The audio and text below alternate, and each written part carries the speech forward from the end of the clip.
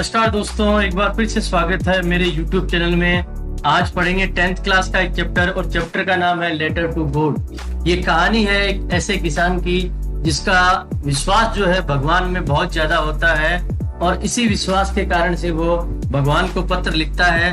और भी इस कहानी में बहुत सारी घटनाएं घटती हैं, तो चलो जानते हैं इस कहानी के बारे में। आज के वीडियो की करते हैं शुरुआत। जैसा कि आपको दिखाई दे रहा है, ये जो घाटी है उस घाटी पे केवल ये एक ही मकान था और ये भी इस पहाड़ी के ऊपर वाले हिस्से में था। इस मकान से खड़े होके कोई भी व्यक्ति आसपास के जो खेत वगैरह हैं उनको आराम से देख सकता था। अब यहाँ जो व्यक्ति खड़ा है, जो किसान खड़ा है, उसका नाम है लेंचो। लेंचो क्या कर रहा है, वो आसमान की तरफ देख रहा है। उसे उम्मीद है एक अच्छी बारिश की। वो सोच रहा है कि अगर एक अच्छी बारिश हो जाती है तो मुझे जो है फसल वो अच्छी मिल सकती है। वो अपनी पत्नी से बात कर रहा है जो कि खाना तैयार कर रही थी कि अगर भगवान ने चाहा अच्छी बारिश आ गई तो हमारी अच्छी फसल हो जाएगी। उसके बच्चे जो हैं खेत में काम कर रहे हैं, खेल रहे हैं, अपने अपने काम में लगे हुए हैं। तभी उसकी पत्नी ने बच्चों को कहा, चलो चलो जल्दी आ जाओ खाना खाने के लिए, खाना खाने का समय हो चुका है। और लेंचो जो है वो बारिश की उम्मीद अभी कर रहा था।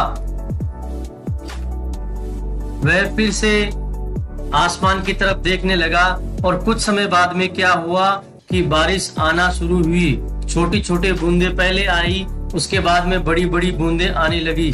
लेंचो और उसके परिवार के सदस्य बहुत ज्यादा खुश हुए और लेंचो ने अपने परिवार के सदस्यों से खुशी के साथ में कहा, ये बारिश की बूंदे नहीं है, ये पैसे हैं। छोटी छोटी बूंदे जो हैं वो क्या है, छोटे सिक्के हैं और बड़ी बड़ी जो बूंदे हैं वो बड़े सिक्के हैं। क्योंकि जितना पानी गिरेगा उतना ही हमारी फसल को फायदा होगा और हमारी फसल अच्छी होगी और हमें मुनाफा हो जाएगा। इस प्रकार से लेंचो और उसके परिवार के सभी व्यक्ति बहुत ज्यादा खुश हो रहे थे। लेकिन ये क्या, ये बारिश तो रुकने का नाम ही नहीं ले रही थी और बारिश इतनी हुई कि कुछ समय बाद में चारों तरफ से बारिश के साथ साथ में ओले गिरने लगे और चारों तरफ खेत में और मकान में चारों तरफ ये बर्फ की चादर छा गई। उन्होंने बिल्कुल भी सोचा नहीं था कि ये बारिश जो है इस तरह का रूप ले लेगी। अब जहां भी देखो वहां सफेद सफेद चादर दिखाई दे रही है। अब लेंचो कहने लगा परिवार वालों से कि ये तो बहुत ही ज्यादा बुरा हो रहा है। भगवान से प्रार्थना है कि ये सब जल्दी खत्म हो जाए। अगर और थोड़ी देर बारिश हुई तो कुछ भी हमारे खेत में नहीं बचेगा, क्योंकि चारों तरफ बर्फ की चादर छा गई है।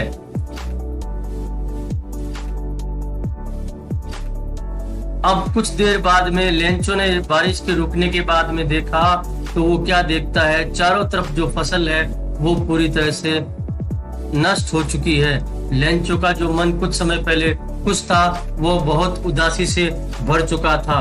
जब ये बारिश का और ओलों का तूफान चला गया तो वो खेत के बीच में खड़ा था और उसके बच्चे भी साथ में खड़े थे।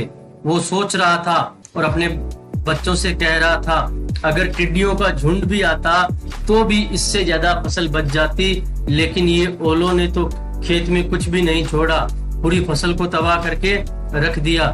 ये साल हमारे लिए बहुत ही ज्यादा दुखदाई होने वाली है, लेकिन अब क्या करें, अब तो कुछ भी नहीं हो सकता। लगता है हमें इस साल भूखा ही रहना पड़ेगा, हमें बिल्कुल फसल भी नहीं मिलेगी। लेकिन ऐसी परिस्थिति भी लेंचो के मन में एक विचार था। उसके मन में एक बात थी कि इस समय पे हमारी एक ही व्यक्ति है जो सहायता कर सकता है और वो है भगवान। भगवान ही केवल हमारी सहायता कर सकता है, क्योंकि जब जब हमें मुसीबत आती है तो भगवान ही हमें मुसीबत से निकालता है और भगवान कभी भी किसी को भूखे नहीं मरने देता।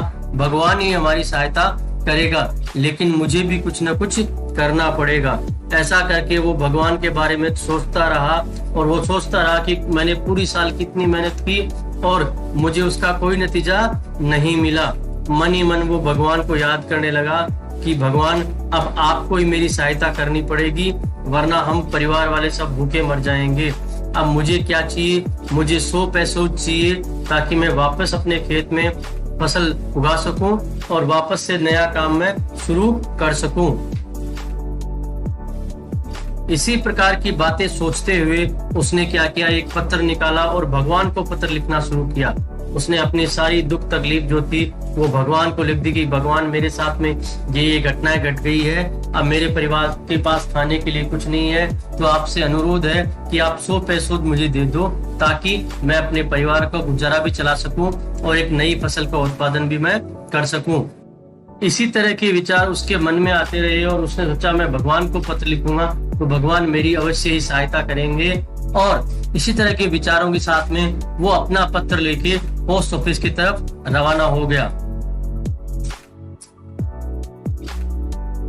पोस्ट ऑफिस पहुंच के वो कुछ देर सोचता रहा कि मैं क्या करूं, कैसे क्या करूं, लेकिन उसने बाद में तुरंत ऊपर भगवान का पता लिखा और भगवान का पता लिखने के बाद में उस अपने पत्र को पोस्ट ऑफिस में वहां पे डाल दिया और वो अपना काम करने के लिए वापस वहां से चला गया।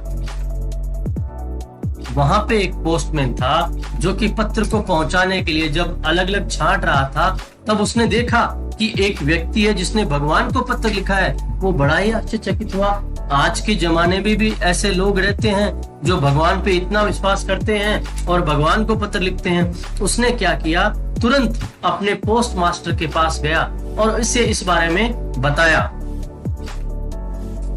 पोस्ट मास्टर जो था उसने उस पत्र को पढ़ा, लेंचो की मुसीबत को समझा और वो एक बहुत ही भला इंसान था। उसने क्या किया, ये व्यक्ति बहुत ही परेशानी में है, हमें इसकी मदद करनी चाहिए।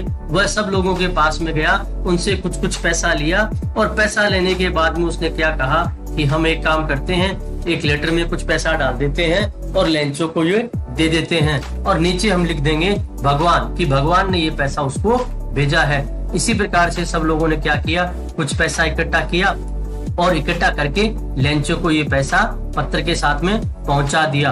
अब लेंचो जो था उसका खुशी का ठिकाना नहीं कि भगवान ने उसकी बात को सुन लिया और भगवान ने उसकी बात का जवाब भी दे दिया। परंतु ये क्या, लेंचो ने जब उस पत्र को देखा और उसके अंदर जब पैसे को गिना तो उसे पैसे पूरे नहीं दिखाई दिए। अब उसे बड़ा ही संदेह होने लगा।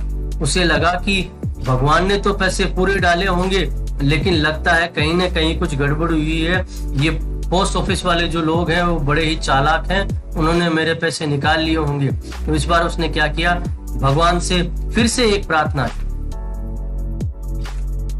उसने भगवान से प्रार्थना की कि भगवान, ये पोस्ट ऑफिस वाले जो लोग हैं बहुत ही चालाक हैं, बहुत ही दुष्ट हैं, लोगों का पैसा निकाल लेते हैं, क्योंकि इन्होंने मेरे भी पैसे इसमें से निकाल लिए। और आप इस बार जब मुझे पैसे भेजो तो आप मुझे सीधे भेज देना, क्योंकि मुझे उन पैसों की बहुत ज्यादा जरूरत है और अगर ये पैसे मुझे पूरे नहीं मिले तो मेरे घर का खर्चा और मेरे काम नहीं हो पाएंगे। दोस्तों, वीडियो अच्छा लगा तो प्लीज चैनल को सब्सक्राइब करना ना भूलें और वीडियो को लाइक और शेयर जरूर करें।